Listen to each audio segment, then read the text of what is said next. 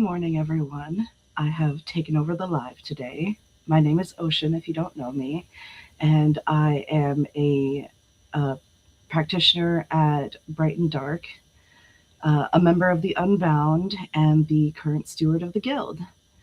And so this morning, I decided to take over the live. Jen Marie wasn't feeling well, and we're holding space for them as they take care of themselves. But I didn't want us to go without connection today, and so here I am. Oh, I'm new to this. Let me make sure there we go. The Instagram's a little bit different, so I'm gonna be moderating myself today. So if I take a pause, that's why. Um, Hello, hi Amy, good to see you. So go ahead and give it a couple of minutes. And in the meantime, I will tell you about my workshop today. So at 3 p.m. PST, 6 p.m. EST, I will be doing a Pisces workshop in my astrology series called Celestial Connections. I'm super excited about it. I'm super on fire about it. I have really strong Pisces placements, so it's a very personally involved workshops. Some of them, I don't have a strong placement, so it takes a little bit more for me to get into that space.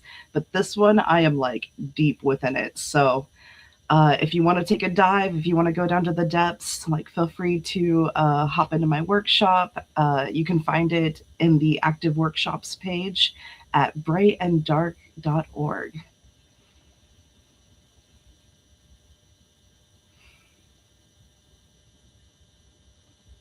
Put that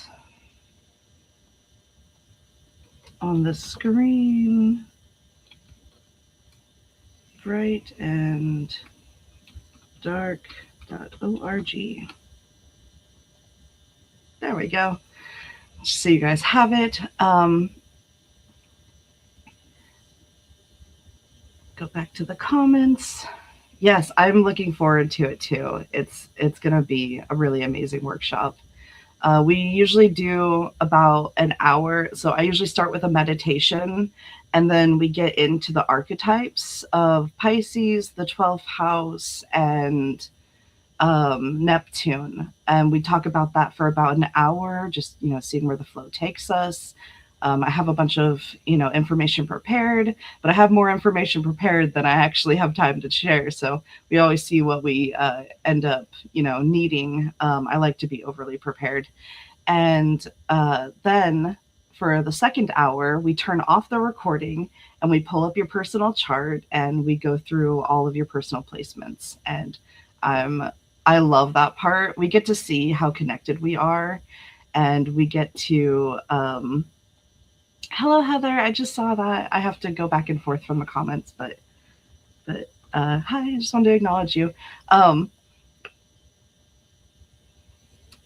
then I love that part because we can see how connected we are, and we can see how much that we experience the same things through a different lens. I think that's what I love about astrology the most, is that we have that lens of personal flavor, but we can connect through similar archetypes. And I think that it's important to see that people experience different aspects of their life differently, because it gives us perspective. Okay, I think I've ran up the time about enough for all the witches to be here who have a different relationship with time. So I'm going to go ahead and set space so we can do our morning divination.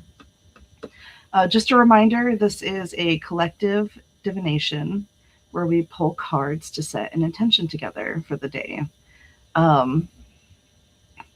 This is a collective reading, but this is also me doing my personal morning reading in order to connect with you guys. So if you want to grab your decks and spread them, witches. We are going to go ahead and get started. Oh, I'm going to set space first. I got excited. I'm super excited. This is so fun. Okay. I'm going to take 3 deep breaths and we're going to get into the space.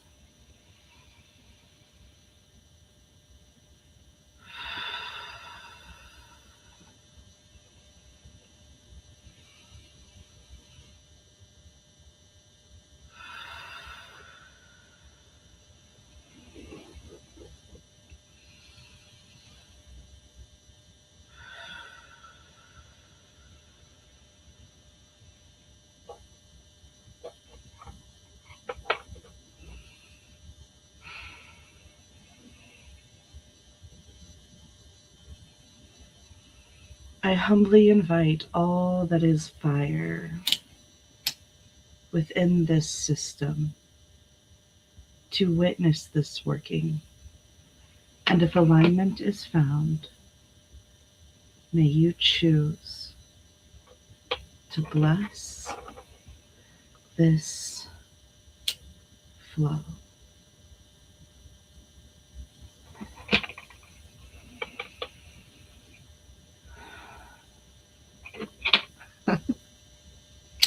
Of course, I blew the candle out. That's amazing. Hello, fire. Are you feeling playful today?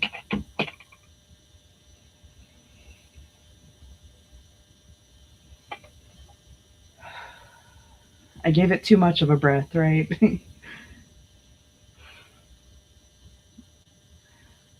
And I humbly invite all that is air within this system to witness this working.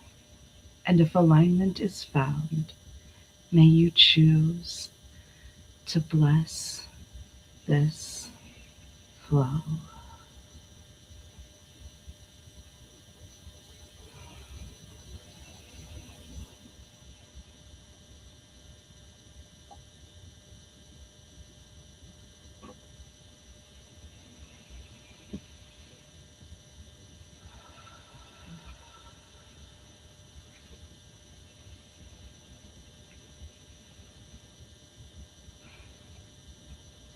I humbly invite all that is earth within this system to witness this working. And if alignment is found, may you choose to bless this flow.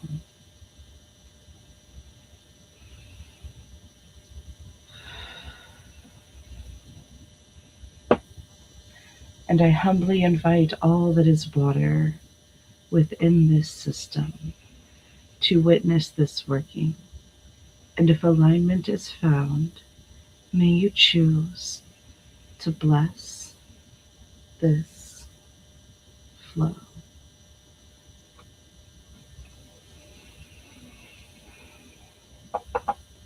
I call to those who love me. You are welcome in this space, for our nature is united, sharing magic, life, and grace.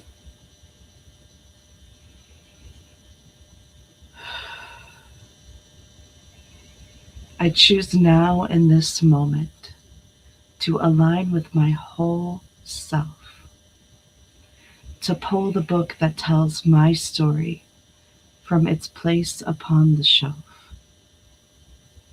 I enter now this circle filled with trust and hope and power, and I show up for my practice in this place and at this hour because I am home.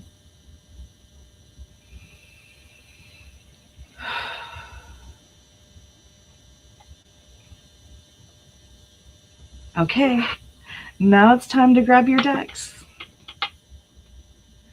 I took the initiative when I lost my last tarot deck to buy myself a territorial. It's one of the newer ones. It's, of course, the iridescent one because I can't get anything that's not shiny. Um, and I have the mini deck, so we're just going to be going mostly on vibes today. I don't have the whole description, but maybe that's the flavor that's needed today. So I don't bridge my deck. I'm not coordinated enough to do that.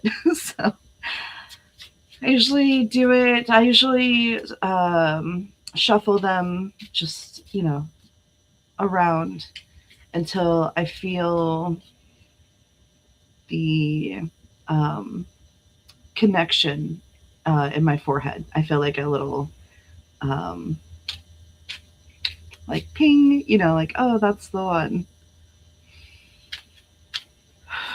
So, the question that we're asking today, so we have to ask the question first, is where does our attention need to be in order to bring the most expansion to our relationship with our life and our practice?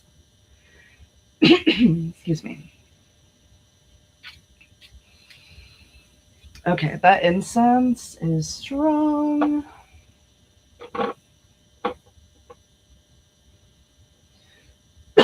Excuse me. That is some great incense. It's the dragon's blood incense. Actually, I got from one of my last boxes. Where does our attention need to be today in order to bring the most expansion to our relationship with our life and our practice?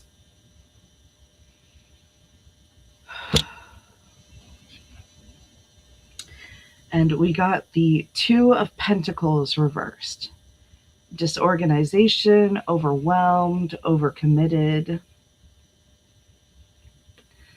We've got, it's a Jupiter card, it's an earth element. Excuse me. The numerology is 2 and 11. It's connected to all the earth signs.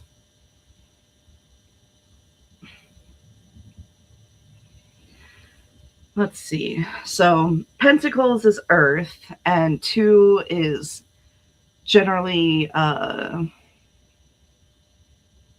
about connection, but it can also be about alignment externally, right? Because the self is the 1, so that's the internal ultimate, vital self. And then you go to 2, and that's other, but that can also represent external. It's not always necessarily another person.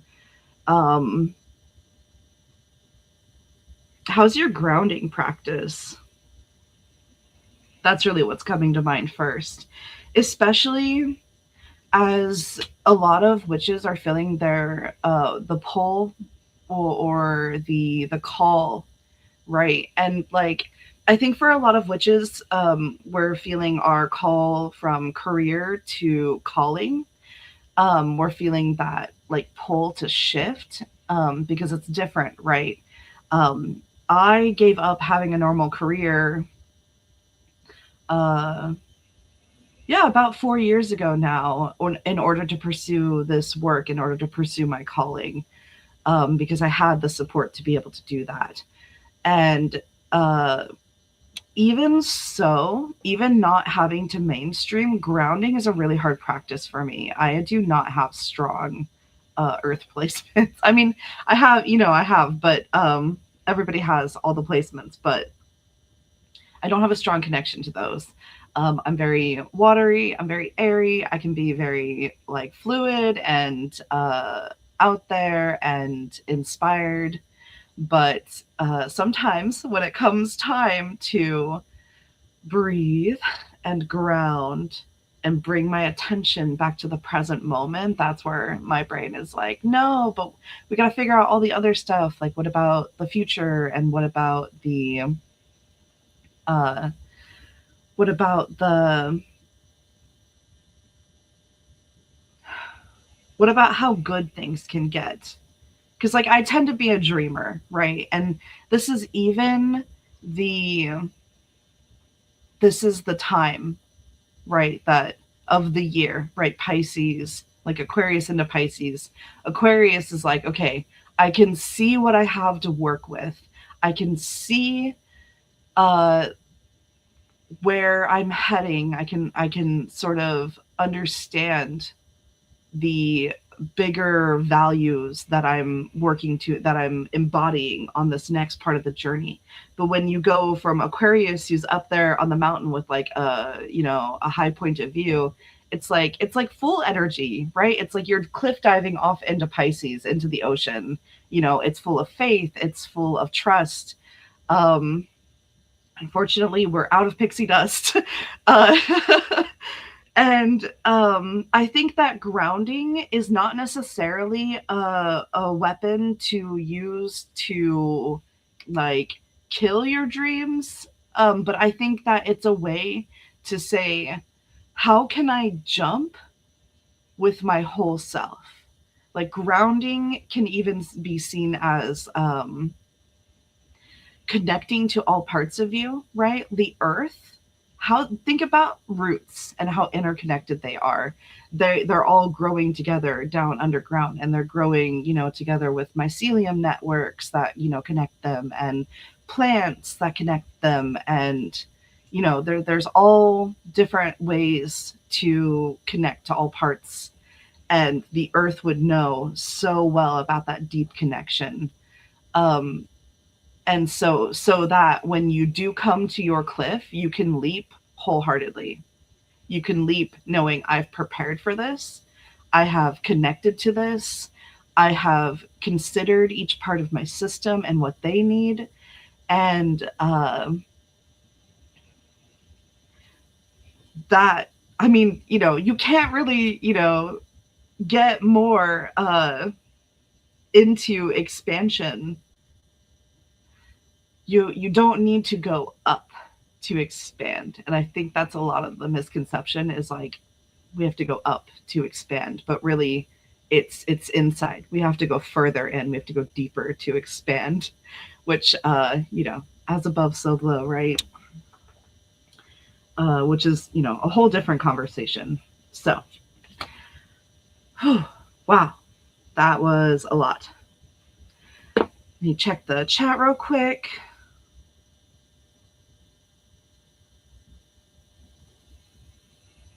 Yay.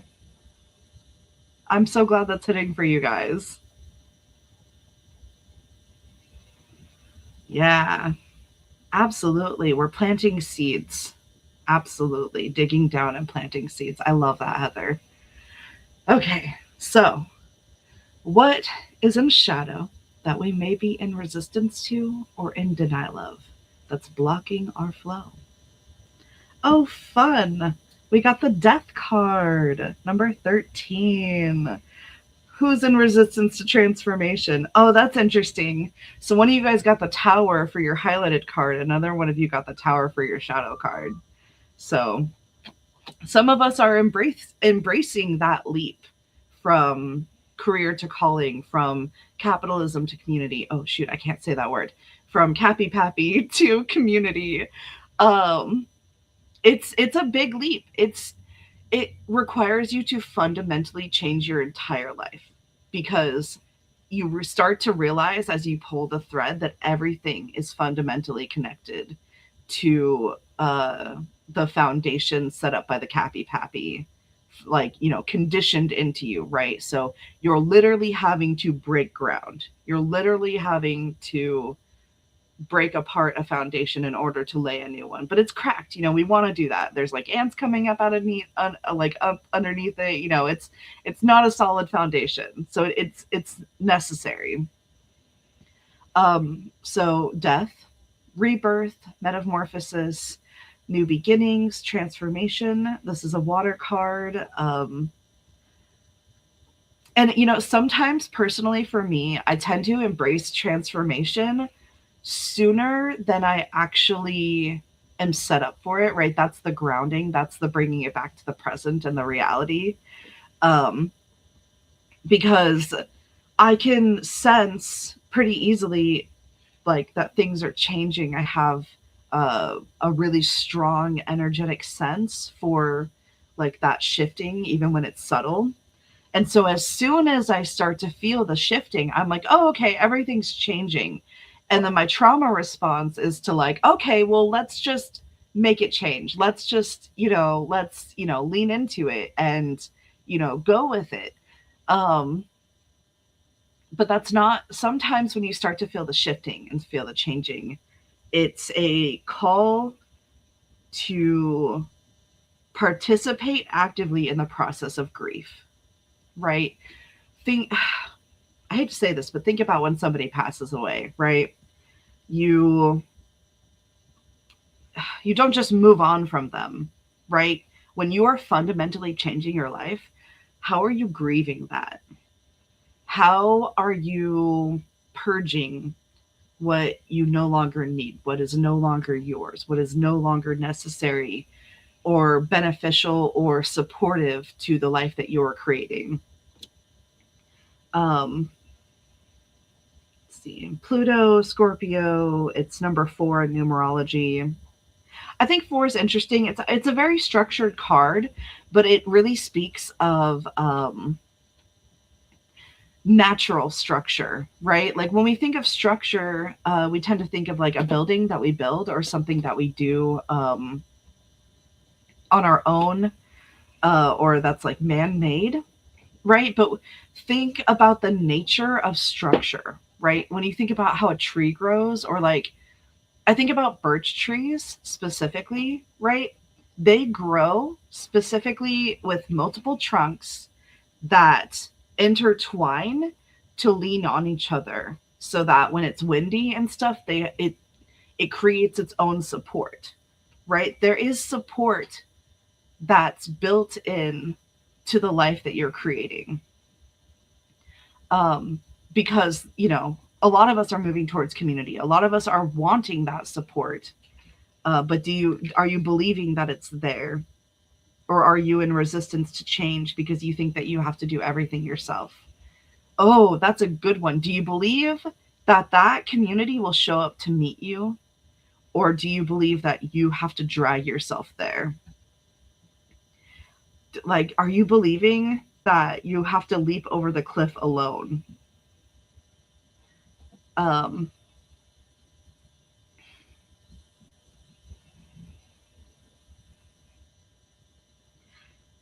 yeah.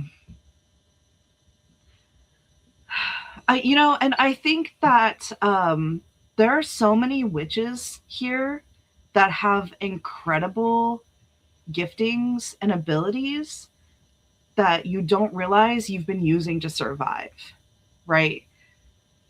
Survival isn't the it's the baseline, right? But it's not where you're heading. You're heading to community. Community isn't just about survival. Survival is an independent, it is a uh, individualist experience, right? Because even when we're around people, if we're experiencing survival mode, it is because we don't feel held by the the people around us. We don't feel supported by the structures around us. I mean, and this speaks to, especially being in the United States of embarrassment, this speaks to a larger level, right? There's a lot of us with mistrust in systems that were supposed to support us. There's a lot of us who are not feeling safe in places where we have established ourselves because we thought it would be safe. Um, so,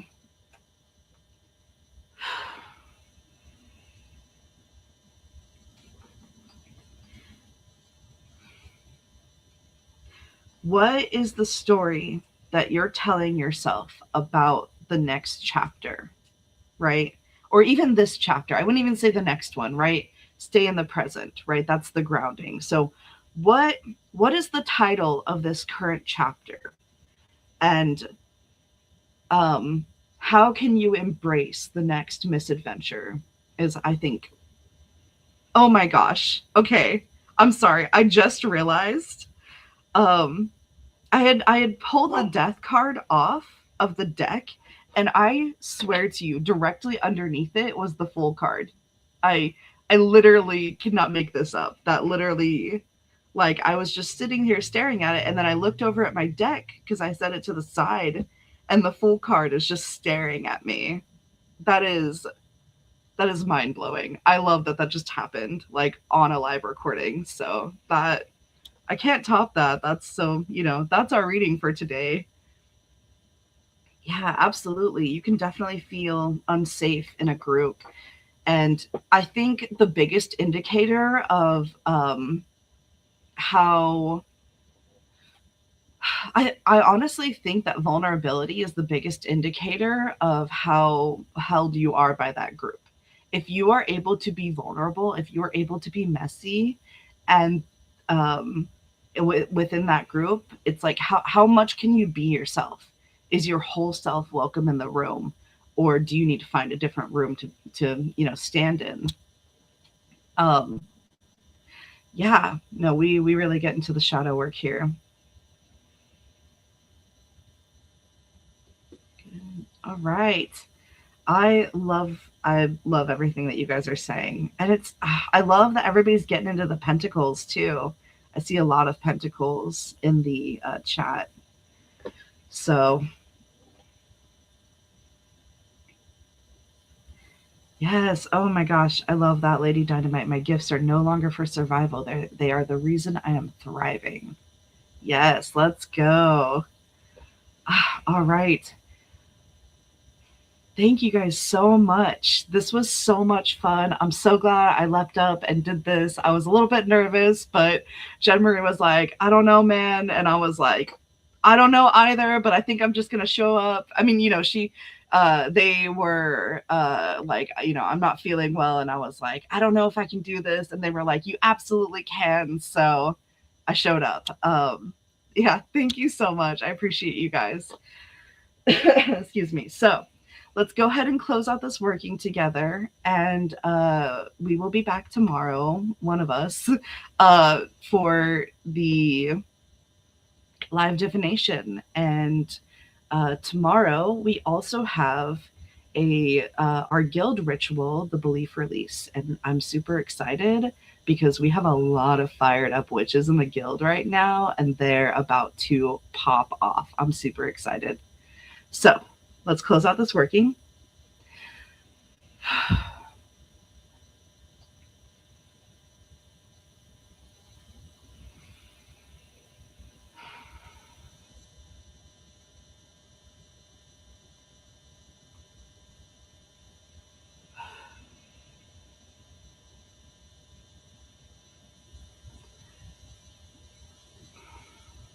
This working is closing, but the magic has just begun. We humbly thank the elements, and so the moon and sun. I call to those who love me. Oh, I'm so sorry. To all who chose to bless this flow, I now sincerely thank you.